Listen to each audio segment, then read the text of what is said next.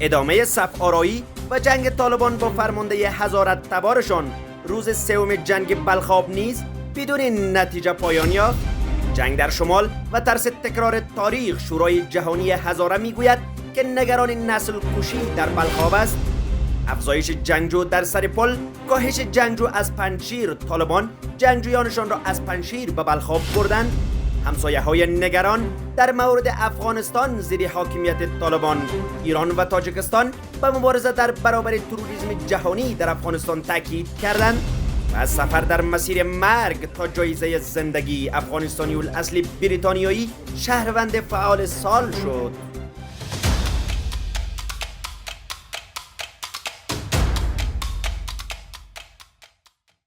با درود و وقتتان بخیر. به خبرهای ساعت 10 از آماج نیوز خوش آمدید.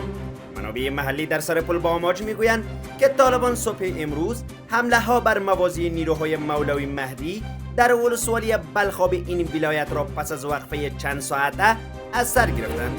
اما طالبان میگویند که بلخاب را تصرف و عملیات تصفیه‌ای در این ولسوالی نیز از صبح امروز پایان یافته است. به گفته منابع درگیری های روز گذشته جمعه 3 سرطان 14 طالب کشته و 10 تن دیگر زخمی شدند. منابع میگویند که طالبان ولسوال درسوف سمنگان را به این دلیل که خوب نجنگیده است کشتند. منابع می‌افزایند که درگیری روز جمعه 2 نفر از نیروهای مولوی مهدی نیز کشته و 4 نفر دیگرشان زخمی شدند. از سوی دیگر طالبان در نخستین واکنش در مورد درگیری‌های بلخاب مدعی شدند. این ولسوالی را تصرف کردند و عملیات تصفیه‌ای صبح امروز پایان یافته است. در بیانیه وزارت دفاع طالبان آمده چند روز قبل نیروهای دفاعی و امنیتی عملیات مشترک تصفیه‌ای را علیه بغاوتگران در مربوطات ولسوالی بلخاب ولایت سرپل راه اندازی کرده بودند. به گفته طالبان در این عملیات به جنگجویان آنان آسیبی نرسیده است. طالبان از نیروهای مولوی مهدی همچون باغیان یاد کرده و افزوده است که آنان بدون مقاومت از ساحه فرار کردند. والی طالبان در سرپل به مردم بلخاب از تأمین امنیت اطمینان داده و افزوده است که آنان با مردم این ولسوالی مشکلی ندارند. انشالله ما در مردم ولسوالی بلخاب اطمینان میتیم که ما در مردم بلخاب هیچ مشکل نداریم. مردم بلخاب با ما هستند، هر روز پیام داره با ما.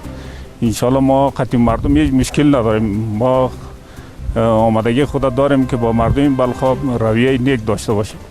اما منابع نزدیک به مولوی مهدی میگویند که جنگ همکنون جریان دارد و طالبان نتوانستند بلخاب را تصرف کنند. به گفته آنان در نتیجه نبردهای 3 روز گذشته میان طالبان و نیروهای مولوی مهدی تا اکنون 10 طالب کشته و زخمی شدند. و دنبال حمله طالبان به ولسوالی بلخاب ولایت سرپل، شورای جهانی هزاره از احتمال نسل کشی هزاره ها توسط طالبان در این ولسوالی ابراز نگرانی کرده است. شورای جهانی هزاره در بیانیه‌ای گفته است که اگر جنگ گسترش یابد هزینه های انسانی فاجعه باری برای غیر نظامیان تحمیل خواهد شد. این شورا افزوده است که طالبان برای هدف قرار دادن و حمله به مسجدها، شفاخانه ها و مکانهای پرجمعیت هزاره قصد ورود به بلخاب را دارند. در بیانیه آمده است که ترس ما این است با افزایش بیشتر خشونت ها و تنش ها نسل کشی دیگری علیه جامعه هزاره در بلخاب توسط طالبان در حال وقوع باشد.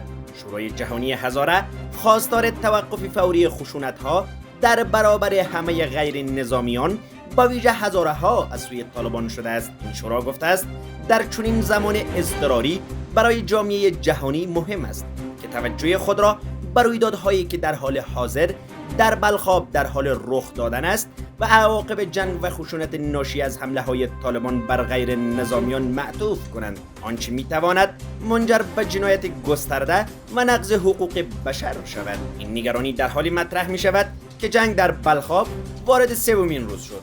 از سوی هم طبق گزارش ها پس از تسلط دوباره طالبان بر افغانستان بیش از 4000 شهروند هزاره در برخی ولایت های کشور وادار به کوچ اجباری شدند.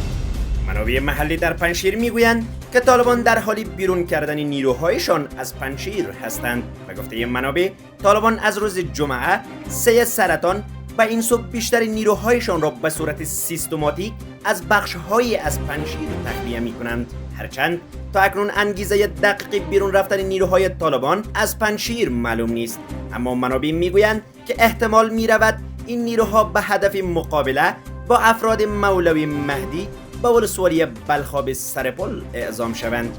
طالبان تا اکنون در این مورد ابراز نظری نکردند. گفتنی است که از چند روز به این سو میان نیروهای طالبان و مولوی مهدی در ولسوالی بلخاب درگیری جریان دارد. طالبان از زمین و هوا به هدف خلع سلاح مولوی مهدی و تصرف ولسوالی بلخاب ولایت سرپل وارد عمل شدند. حسن کاظمی قمی، نماینده ویژه ایران در امور افغانستان، در جریان سفرش به تاجیکستان با سراج الدین مهرالدین وزیر خارجه تاجیکستان در مورد افغانستان گفتگو کرده است. در این دیدار دو طرف روی امنیت منطقه نیز صحبت کردند. این دو مقام همچنین در رابطه با افراطگرایی و تروریسم جهانی در افغانستان تبادل نظر کردند.